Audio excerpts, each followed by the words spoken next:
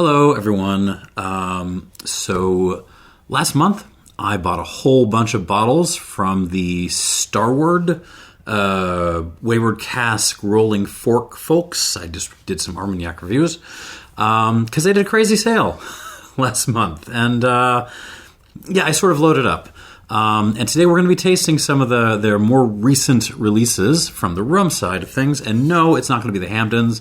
They put out a bunch of Hampdens. I know you want to see them, but no. We're going to do some meat and potatoes. We're going to do some eat our veggies before we get to the dessert. Today we're doing rum from Paraguay, which I'm very, very excited about. What have we got here? We have so they're in Paraguay, kind of like towards the middle of the country, like a little bit south of central Paraguay. You have got the Legado Distillery, which is attached to the Legado cane mill. Basically, they've been making organic cane sugar there for 30 years and a little bit of change. And of course, the sugar industry has not been in a great shape for the last couple of decades. So in attachment to that, they've started a distillery. And they are now making a whole big old wide range of different rums and gins and some neutral alcohols, just to kind of use up the fermentable material that they've got. Rolling Fork seems to have got a hold of it, and they have put out 3 bottlings. This is probably the core one, to the extent that there's a core one.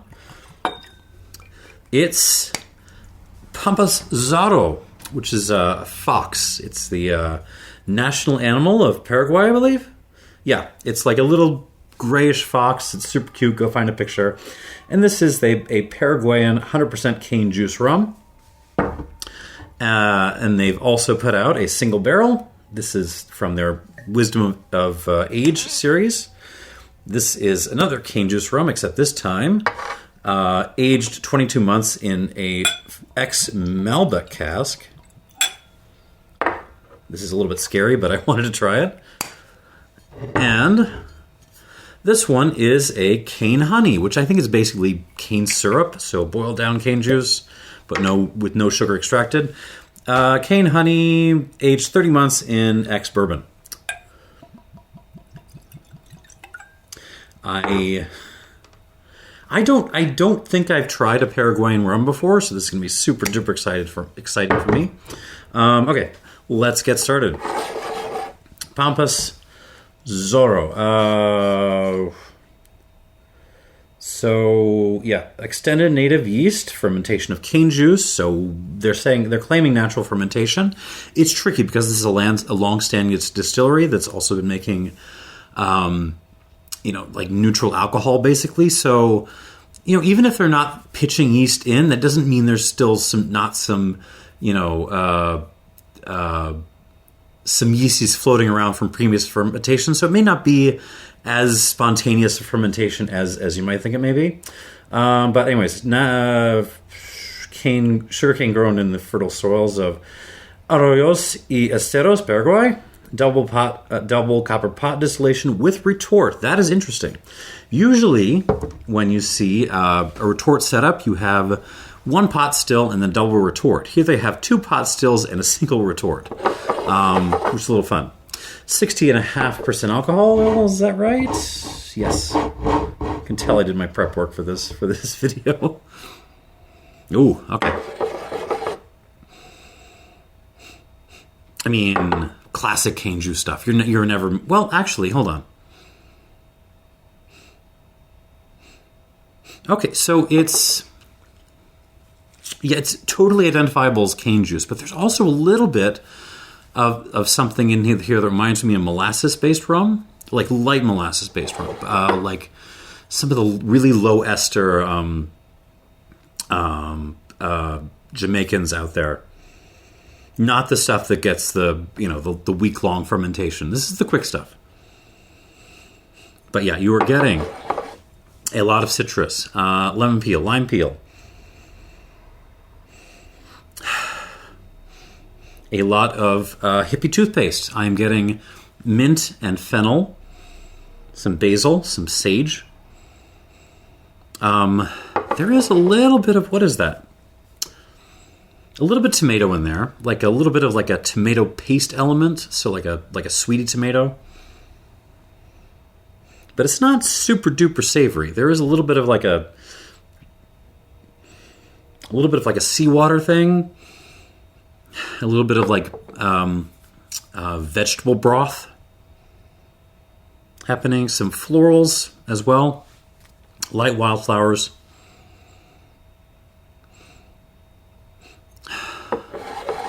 Very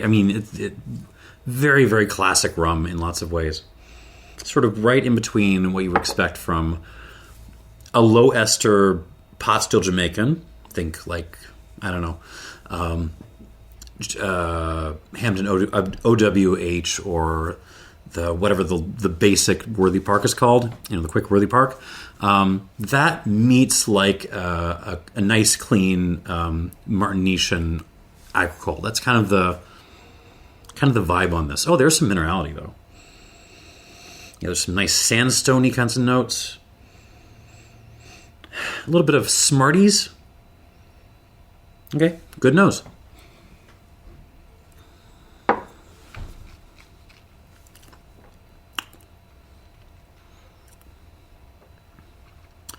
Really heavy on the Smarties on the palate.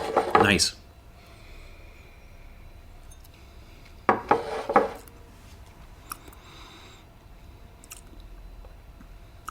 I dig this. I like this.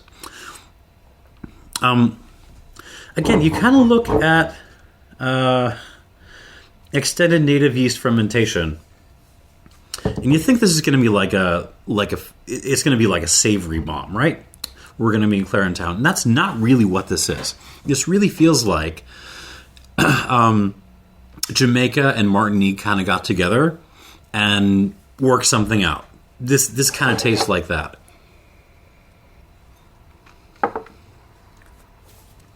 Rocks, wet rocks, sandstone, Smarties. A little bit of Sour Patch candy, hippie toothpaste, so mint, but also basil, but actually no, like equal amounts of mint and basil. Fennel, vegetable broth again, but also like some brainness again, a couple of olives.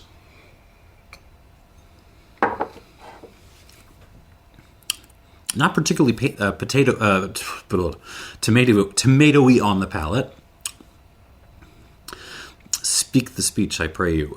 Sorry, I am not enunciating well today. What else we got?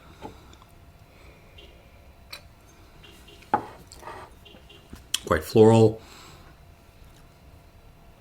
There's some kind of spice on this. What is that? I'm going to call it allspice. Mouth presence, I mean, it's not crushing it for me, but it's I mean, you're sort of right in the same territory. Some of those lower ester Jamaicans or a good Martinician. Like it's not completely dominating my whole palate, but it's certainly got grip. It's got some length. It's got a good finish, got texture. It's a little peppery, a little potpourri-y.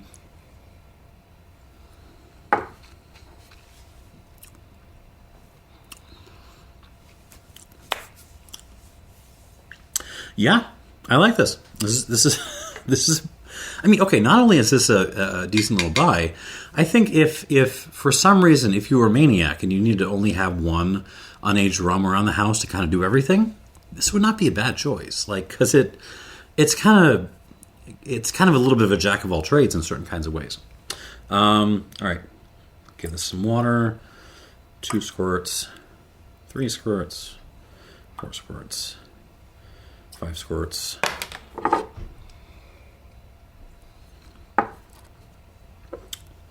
I like it. Okay, moving on. This is the one that's a little bit scary. This is basically the Pompasoro, the Paraguayan fox. But it has been aged in French oak Argentinian Malbec casks for 22 months, which makes a certain kind of sense. I mean, if you look at where Paraguay is, right? It like Argentina's right there. I mean, Brazil is right there too, but so it's going to be easy to get some Malbec casks, right? All right. Well, what else do I have to say about this? 60% alcohol. No indication of how many bottles of this there are, or like a cask number of anything like that. But it's on their website. Okay.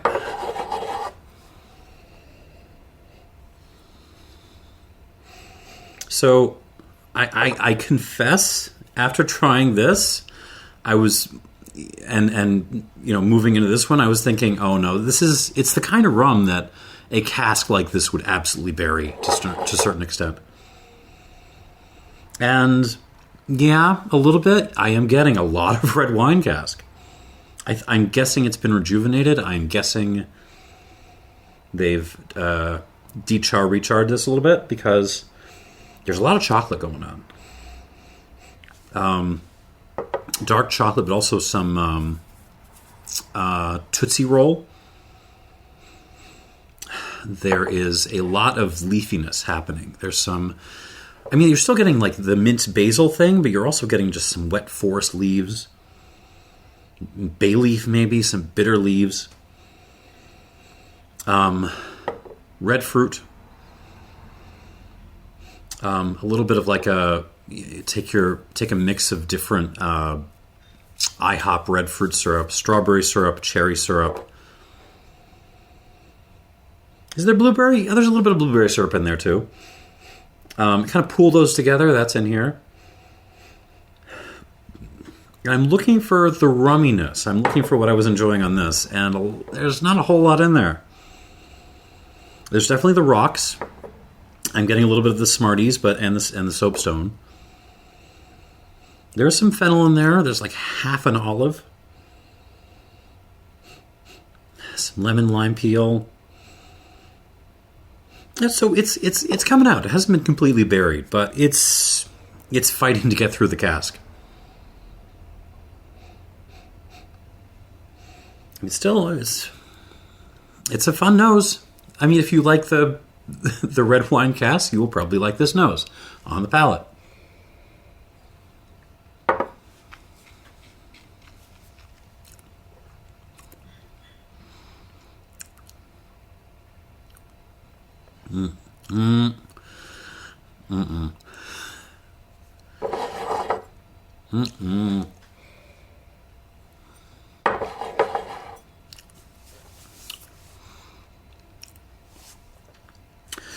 It loses me.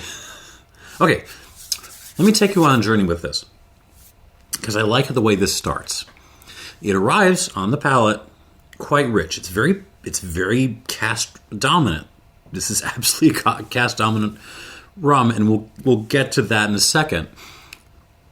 But it arrives very honeyed, very milk chocolate, Tootsie Roll mixed with different kinds of honeys. There's some clover honey, darker honey, maybe a little bit of like lighter forest honey. And that's great. I'm enjoying that. It's a little peppery, definitely a little peppery. It's a little leafy. It's a little herbaceous on the front end. But I'm okay with that, because it's balanced off by, the chocolate and the honey, a little bit of the IHOP syrups, the red and a little bit of black fruit syrup.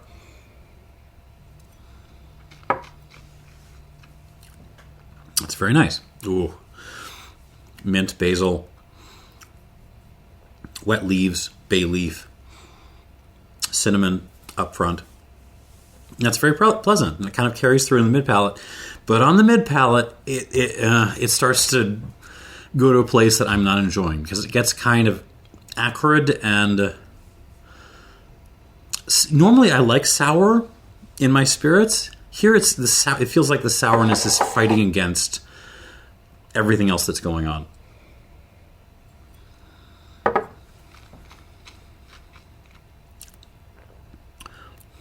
It feels like it wants to be this desserty, decadent fruit bomb, and then like on the mid palate going into the finish, it really turns into, I don't know, just tannic. The tannins are out of balance. The sours are out of balance. It's like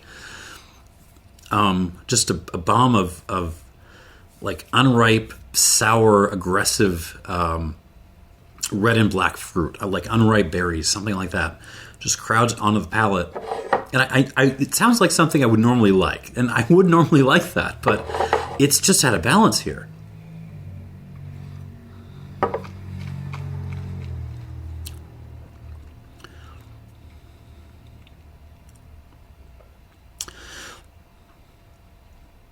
If you had a different spirit, I genuinely think this would work.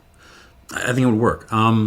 Or even if you gave this more time for the cask and the spirit to kind of marry and intermingle a little bit. Like this next bottle is 30 months, and I'm guessing at 30 months this second bottle would be better. Right now, it just feels like that transition from really fun and decadent to just like off balance and sour, but not in a good way, and acrid, and a little bit astringent. There's a little bit of like a floral soapy thing coming on the back end too. Yeah, that is not fun for me. Mouth presence is okay. Oh, I do not like that mix of flavors. Mouth presence is okay. It's a balance problem. Maybe it's just me. Maybe I don't like red wine casks that much, so maybe it's my problem. But yeah, I want to see where this goes with water, but so far I'm not digging this one too much. 2, 3, 4, 5. I mean, I could see water making this a lot better or a lot worse. Well, we'll find out. Okay, moving on. Now this is not using this Pampas Zorro as a base. This is kind of its own distillate, which I didn't see it on the Rolling Fork site. Maybe they got it elsewhere. This is cane honey, which I think is basically cane syrup.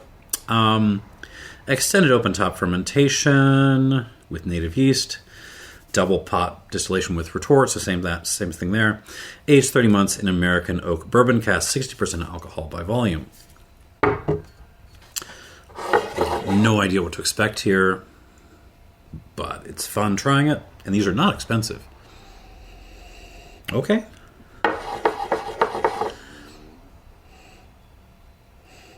Yeah, okay, what is that? So first of all, I'm getting lavender and some violets, but in a good way. Oh, fun. Dragon fruit.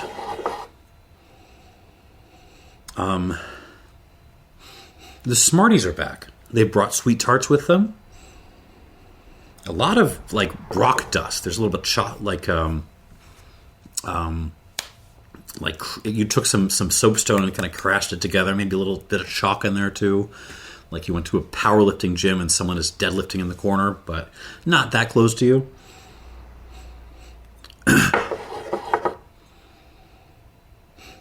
And there is some honey in this. I'm getting different kinds of honey. There's some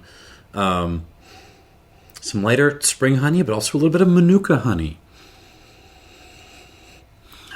There is certainly some vanilla, some marzipan, baklava. You know, I mean, let me put it to you like this. I've been drinking booze for a while, and I remember my disappointment when, I saw that Zacapa was distilled from cane honey, and then trying it for the first time and nosing it for the first time and being like, oh, this doesn't smell like it. This is what I wanted in the Zacapa.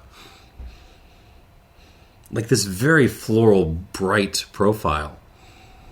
There's still, like, there's a little bit of sawdust in here, too. It's showing the bourbon cask, but the bourbon cask is not dominating this at all. This is all about, like, florals and fruit and candy and rock dust.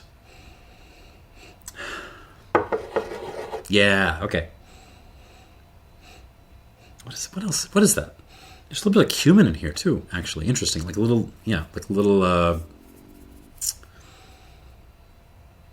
little spice. I like that. Okay. On the palate.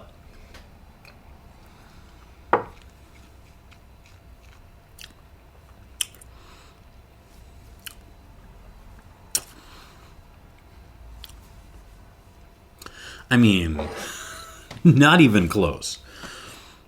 Not even close. I feel bad for the Malbec cask. This is really lovely.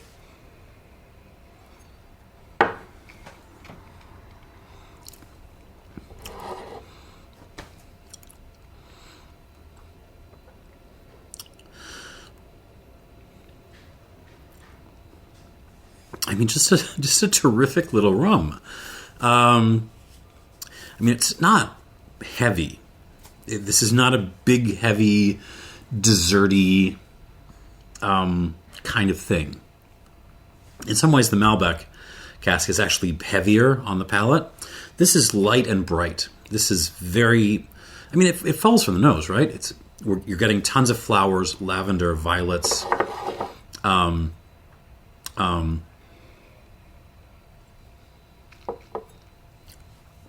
honeys, blossom honey, manuka honey, clover honey, baklava, again, like marzipan. There's a little bit of an herbaceousness in that. What is it? Like maybe a little bit of sage? Something like that? White pepper. Oh, I like this. A little bit of citrus. Not even citrus peel. It's like citrus oil or something. Citrus essence. Just very bright, but not lacking in texture.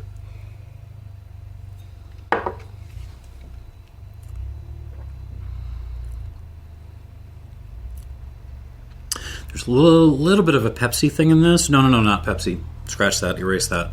You know the little cola candies in like the bottle shape? Some of that. This is delicious. This is fabulous. For me, right now, this is leading the lineup. The Pompasoro is not far behind, though. These two are the ones to grab, if you grab these. Unless the Malbec cask really comes from behind. But we shall see, won't we? All right.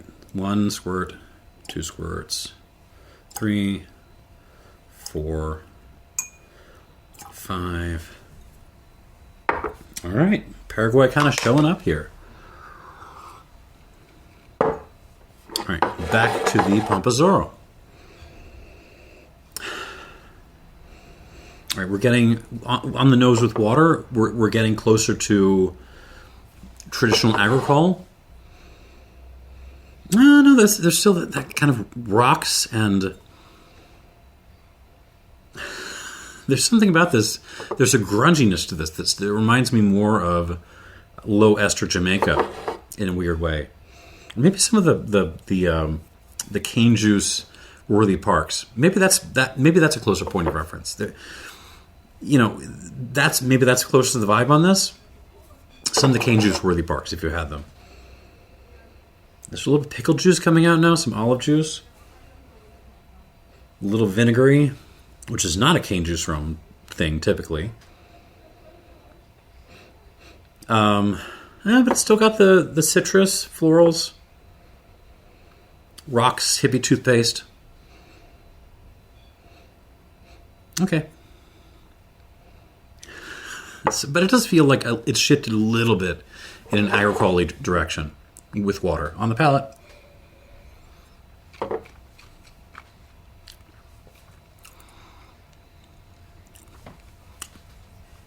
It's just hard to knock this.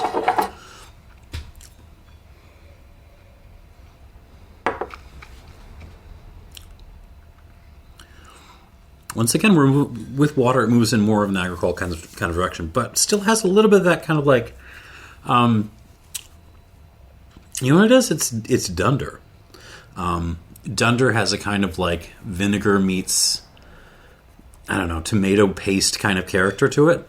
This has got some dunder. Yeah, I don't think it's actually been distilled with any dunder, but it's got some of that character. But it's also got the hippie toothpaste, some bright citrusy stuff, florals. That's very, very agricole, very, very Martinique.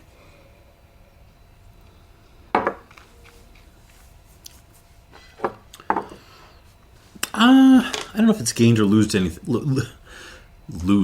lost anything with water. It changes up a little bit. I'm going to call this a straight up 87. This is a very, very darn good cane juice rum. And again, it feels like the kind of thing like if you just had to have, if you were just the kind of person who wanted one single bottle of a nice rum in your bar, you probably aren't watching this video.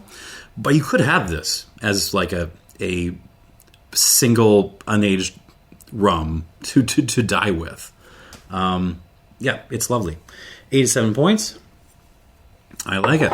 Well done, Legado Distillery and Starlight folks. All right. This is the Malbec cask.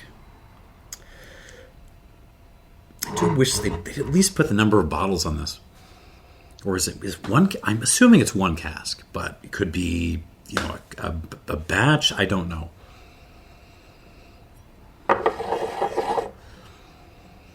It is a fun nose, and some of the leafiness, some of the red wininess is kind of pulled back. So now you're really just getting like a decadence.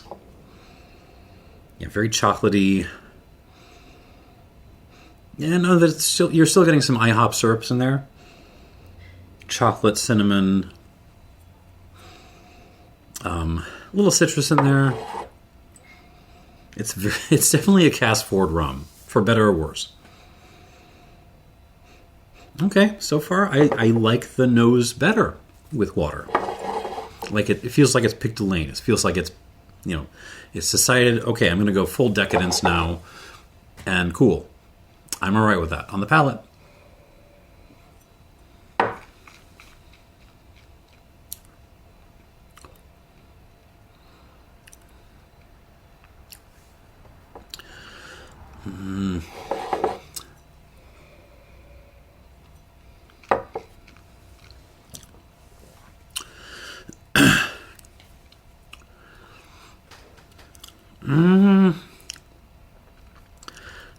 It has gotten better with water. Some of the imbalance I was getting has cleaned itself up.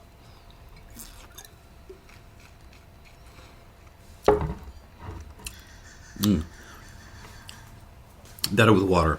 And I'm guessing if you leave the bottle open, it'll get better still. But it's still not completely balanced. It feels like it's still arriving, very decadent, chocolatey, honeyed. A little spicy, a little cardamom, clove. But then, so on the back end of this, the sour pulls back. It's still there a little bit, but it's kind of replaced with what is that? Like an acrid, almost like a rotting flowers thing? I don't know how to describe it. Almost a cardboardy thing. This is a tough one.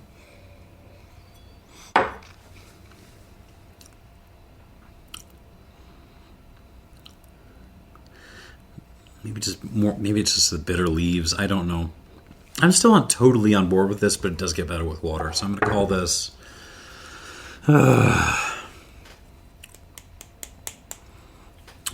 I'll take another bottle pull because I can't score it.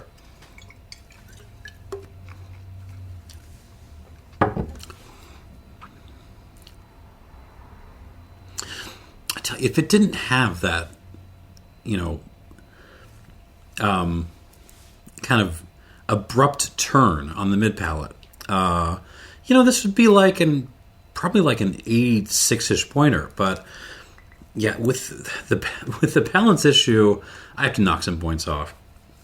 I'm still going to keep it above an 83. I'm going to call this an 83 plus. 83 plus with, I will do a glass of red wine emoji.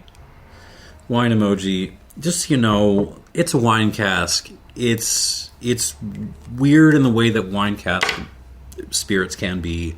And maybe you like that, in which case you'll probably enjoy this more than I do. But for me, 83 plus with a wine glass emoji.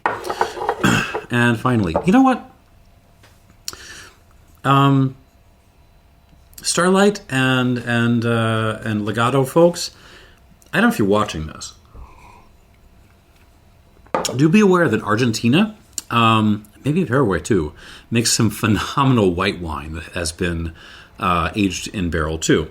Some of the Chardonnays coming out of Argentina are absolutely phenomenal, and I'm guessing you can probably get some of those casks cheap. So, and I'm guessing that a white wine cask with this distillate will work better. So I'm just saying, I know white wine casks are not sexy right now, but give it a shot. I will buy it. I absolutely will, especially if you put it on discount again. All right, sorry, moving on. Bourbon cask, cane honey version. It's just lovely. Violets and lavender and like exotic spices, incense, honeys, but you know, like also nutty dessert stuff. It's like an almond brittle thing. Baklava. I am absolutely charmed by this rum. I really wish I could try the basic cane honey distillate, but you know, I'm happy to have this on the palate.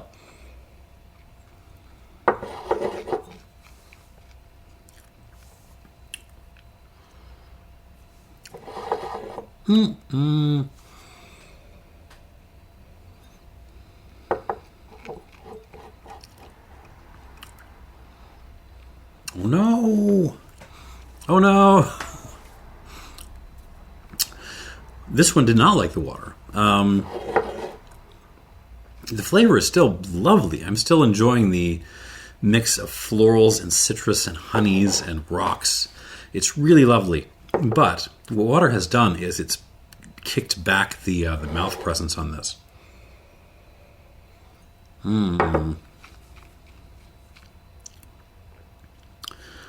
Particularly the mouth length. Before this, hold on. I have to do another bottle pull. It'll be fun for a thumbnail if I can get this.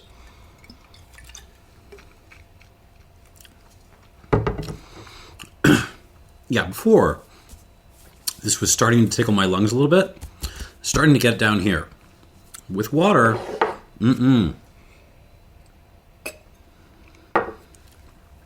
With water, this kind of, it's still really nice, it's still intense, but everything now happens up here, up in front of my molders. And that's fine, but it's not as good as it was.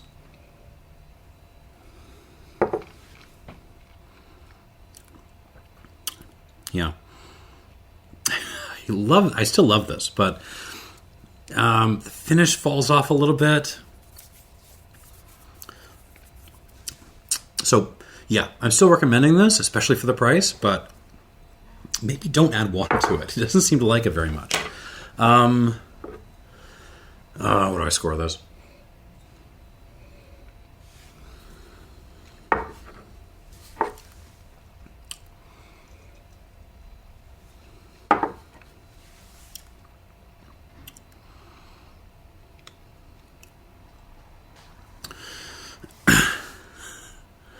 Yeah, I'll give this the same score as the Pampas Zorro, actually.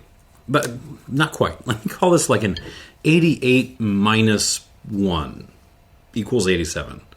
88 minus 1 equals 87. Because it really didn't like the water that much. And I feel like it lost more with water than this Malbec cask gained with water. So loses a full point there. But absolutely recommended. Delicious stuff. Really, there's a category of bourbon cask cane juice rums that, how do I put this?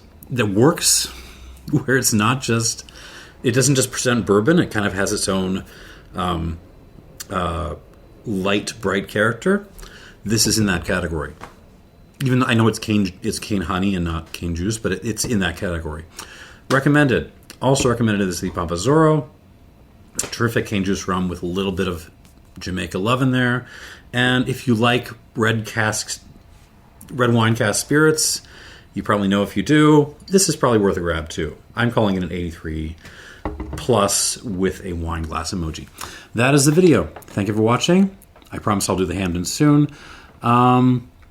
Cheers.